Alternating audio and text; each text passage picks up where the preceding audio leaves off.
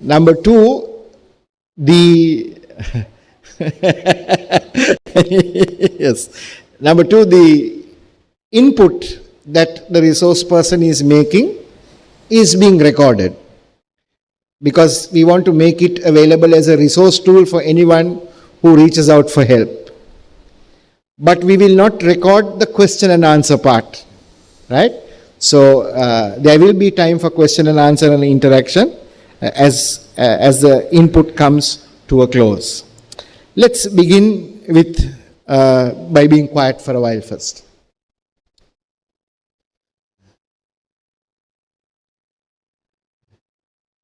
Even as we remain quiet, let us remember that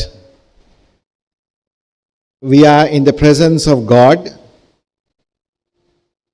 the Creator, the Sustainer, and the Sanctifier of life.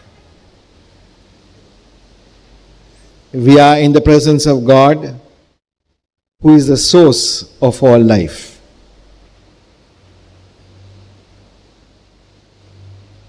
Oh God, as we come together as a community to address and to be made aware of something very sensitive and a reality that is so prevalent in our midst.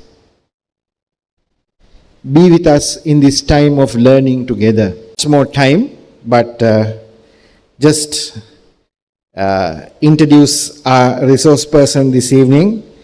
Our resource person is an educator who works in the midst of children, and who is also one who works also in the midst of with parents of children, who is the safeguarding lead and also the head of the psychology department in at the British School in Colombo.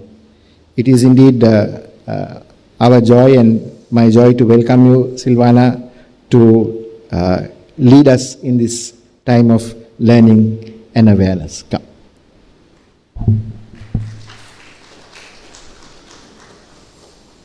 Thank you, Father Perry.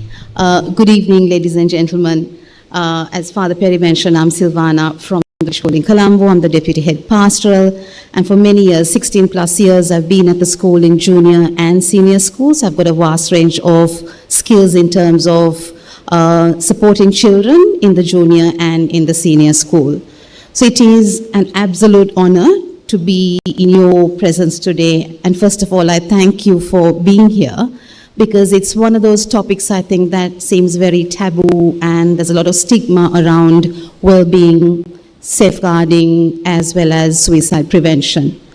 I think it's so important that we come together as a community, that we support each other, reach out to each other, and perhaps where we need to learn from each other, that we come together so that we can become so much more stronger, and Sri Lanka as a country can move forward, especially with our next generation, to have them equipped with the skills that they need to have for their future as well.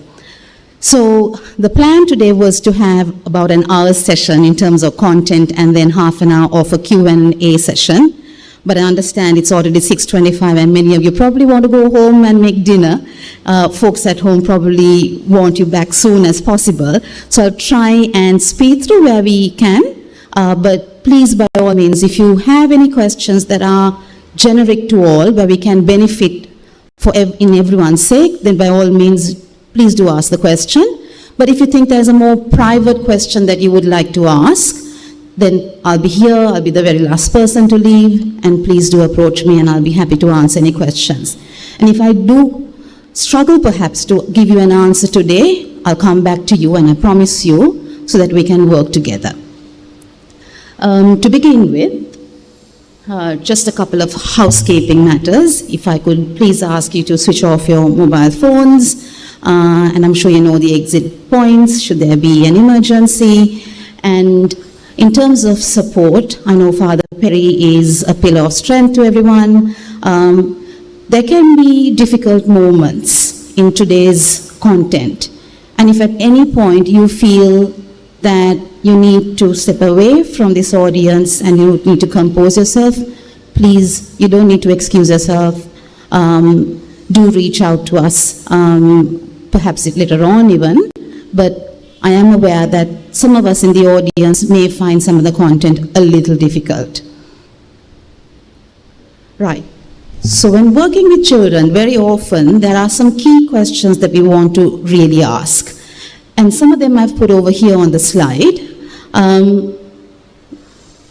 I think very often when we interact with children, we know what their patterns are, what their personalities are. But very often we sometimes miss out on those cues because we're so used to our mundane living that children also learn to mask some of those behaviors. So here are some questions for us to ask ourselves when we go out, whether we are looking after our children, grandchildren, or our neighbors' children as well. So here we are. Has the child lost an interest in the things that they would have done before? Are there any mood changes? Some more dramatic, for some it's not so. It's very subtle for some. Sometimes children do get angry, moody, typically teenagers. That would be the norm for the vast majority. But sometimes it's a little bit more than that. And it's a little difficult to gauge what is the normal mood swings, perhaps what teenagers go through, and what is more clinical. Are they neglecting their personal appearance? Taking a shower, not having, clean clothes on? Are the clothes dirty? Again, very difficult sometimes, especially with teenagers. With youngsters, it's a lot easier because they know what the routines are and you know what the routines are. But with teenagers, it can be a little difficult to gauge. In terms of behavior, especially with teenagers, they might tend to get along well with their peers and they may get into relationships. But are they making some fine choices? Or is it moving from one person to another and you kind of feel that these relationships are moving very, very fast? The next would be how sad they feel. Now, sadness is sometimes we all experience. We have our everyday blues, and I'll come to our mental health continue in a bit. But that word called hopelessness, unworthless, these are some of the things that we need to listen to. Sometimes they're very direct when they say it, but at times they're very subtle. They indirectly say it. Two things that might change would be their appetite and their sleep. Sometimes they don't eat at all, or sometimes it might be binge eating. And again, with sleep, sometimes they may not be able to sleep at all, or they could be sleeping for a long period of time, that they can't get out of bed. So back in the day, we used to say, oh, it might have been, that this child can't eat, so there is something really wrong. But actually, the recent research suggests that sometimes it's eating much more. And that is something of a compelling behavior that they have. Then giving away belongings. And we discuss suicide prevention in a bit. Sometimes children try to leave goodbye messages and they give away their prized possessions. Usually you want to keep those to yourself. But if there is that moment where some children are trying to give away their belongings, that could be a red flag too. So what's important for us is, as adults in this room, to look at what are the red flags, but also what are the green flags, because very often we don't talk about green flags. Green flags are our protective factors. And very much society constantly looks at red flags, but I think we need to constantly look at what are those protective factors and keep building on those, but also be mindful of what those red flags are. So I've planned this session in 3 parts. First of all, to go over what is meant by mental health, and then to move on to safeguarding and child protection, and then finally suicide prevention, because they all have a thread that follows through. So I think first of all, we've got to ask ourselves, what is really mental health? So just like physical health, we focus on going for an exercise, going for a jog, catching up with our friends, on a walk. But not ever so often do we have that conversation about checking in, trying to find out what our psychological state is. Now, I was ill a couple of days back with a fever, and I know that my body was really not doing well. Plenty of body aches, had to be on some medication, and that's very much accepted. If I didn't turn up at work, that was okay. But if I had to say that, I'm struggling a little bit in terms of my mental health, most often people would say, ooh, what happened to you? So the conversations differ very much when we compare physical health to mental health, right? So just as our physical health is also on a continuum, so is our mental health. On one end, we have us flourishing, getting about our everyday lives. We are reaching our peak, we are maximizing the opportunity, we know how to spend our time. But at times, we may languish. So if you can think about how you started your day today. If you woke up at 6 o'clock in the morning, how were you feeling? And if you think about the entire day up until now, have those feelings changed? Most often the answer is yes.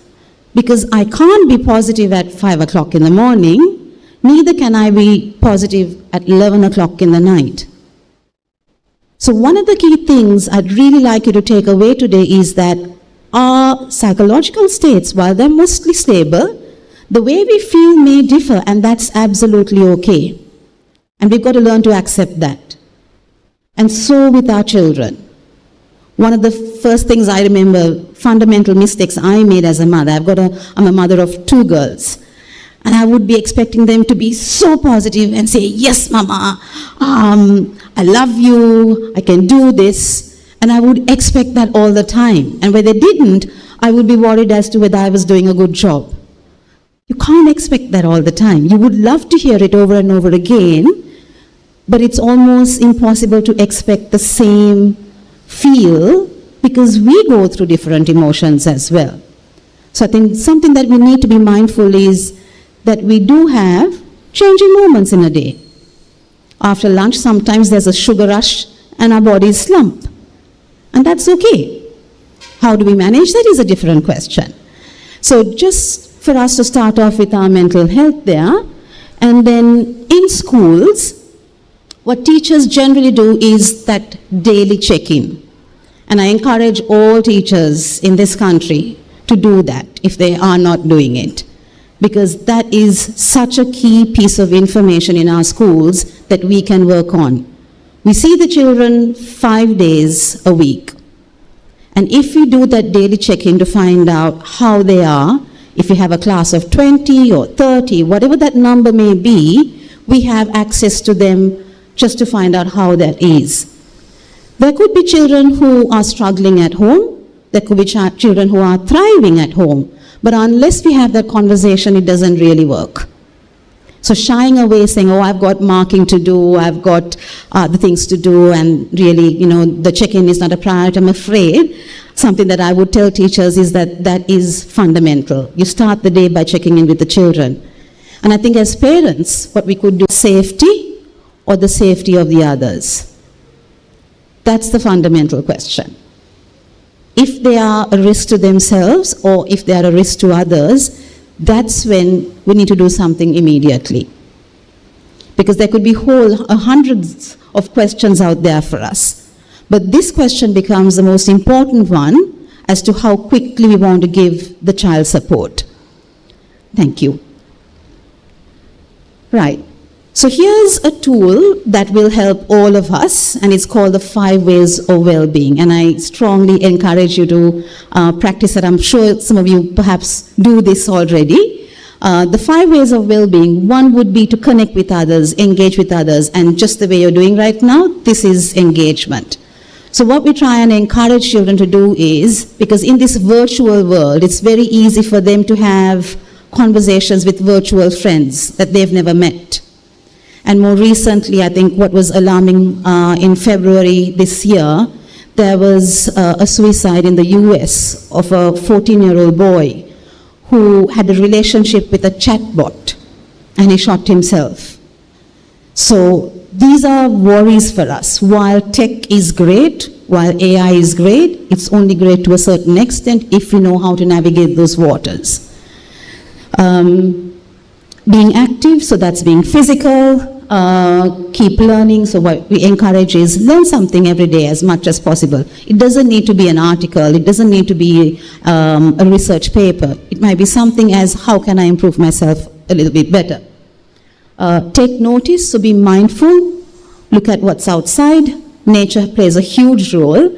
And then finally, try to give to others. That's your volunteer service. So it's very quick, 5 ways of well-being. And this is something that for generations we've done really well. But unfortunately, as society has changed massively the last perhaps decades, we need to come back to try and understand what we did really well centuries ago. So moving on to what is meant by safeguarding, it's really an umbrella term to look after everyone. So in schools, in institutions, educational institutions, this should be a key priority. So the school's policies should really be absolutely clear as to what is meant by safeguarding. Now in our school, we do have a safeguarding policy, which myself and another colleague review every year to try and find out, is our practice aligned with the policy? So schools should be looking at their policies and looking at their practices as well. If the policy and the practice isn't aligned, then something needs to be done. Either the practice needs to be changed or the policy needs to be rewritten. So this is my message to leaders in schools, that start looking at your safeguarding policy and look at your practice. Who are the teachers who are responsible for safeguarding in your school? Are they equipped? Are they trained? Do they know what they're meant to be doing with the children? If not, then get them on a training program and do something to protect the children. We know there's a whole range of schools out there, whether they are national schools, government schools, private schools, international schools, it doesn't matter. This is something everyone should be doing. And I think I would probably urge the government to pay a little bit more attention to safeguarding in all schools. So when we talk about safeguarding in schools, it's really like a jigsaw puzzle. So what may happen in a classroom is that if a child feels like the parents are being very, very abusive, for example, the child might have gone home with their report card with a couple of A's, B's, and C's, and both parents might say, what are you doing in school? You haven't brought A's back home. I'm not happy with the C. So there's an enormous amount of pressure there. I think what's more important is to try and find out what that journey looks like for your child. And we know some children try really hard, but they may not get that grade. But grades don't define children. Grades don't define students. What has happened around us is that we've become exam factories, and we only want the A stars and the A's. But is that for everyone? Certainly not. There are different pathways. Not everyone needs to go to an elite university. There are different other programs. What's more important is for us to look at our children and try and find out what's that child's passion, what are their strengths, how do I support my child? What is that pathway for my child? Just because your neighbor's child goes to another university doesn't mean your child needs to be there. And this is where that mismatch happens. And amongst relatives, it will be, oh, so my child's here, where's your child off to? Right? So the comparisons begin. And while it might be a dark conversation, the child is the one that's affected by that, because the expectations are enormous. And so there is a massive gap. For example, this might be where they are performing, and that might be where they want to go. But the expectations might be far beyond. So the pressure, the anxiety that the child goes through is enormous. I'm not saying that we shouldn't have aspirations for children. We should. We should try and get children to try and maximize their potential. But let's be ethical about how we get about that. So in safeguarding, a child might come back and say, my mom says this, I'm really struggling at home. and might disclose this to only one teacher. Okay, for example, let's say the child has gone to the English teacher and said something along the lines of, I can't write this essay, this is too painful, this is exactly what I'm going through at home. And so the child discloses to his or her English teacher. The child may go to a PE lesson and might be struggling because they haven't brought their pair of shoes. Because I forgot. And I don't want to even tell my parents that I forgot because they're going to pounce on me. So the two teachers at this point in time have two bits of information. So what we do in safeguarding is that we encourage the teachers to report any concerns, and we always say orally reporting is absolutely fine, let's not under-report. Because when we have accounts from various teachers, it's easy to put it together because it's like a jigsaw puzzle. And we can map that out to understand the child much better. But if each teacher held that information for themselves, we can't support the child.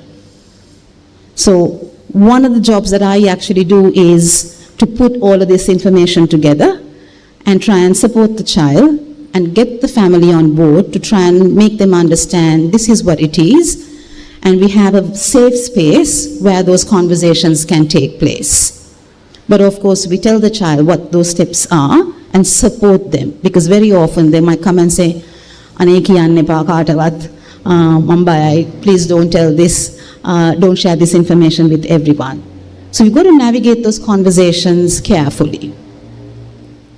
And if a child comes and says, "I think I just want to end my life," so that is showing some kind of distress there, a higher level of distress. That's very different from your not getting the grades. Again, we've got to navigate those conversations and find support from the parents. And if schools can't find that system, we need to make sure that we make those referrals to external agencies and get their support as well. So this is why it's so important that psychologists, psychiatrists, social workers, and everyone in the community comes together to support children.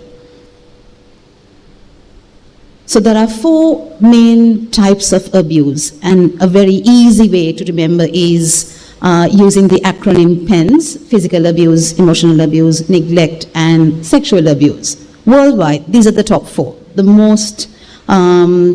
4 major categories, right? So physical abuse we know,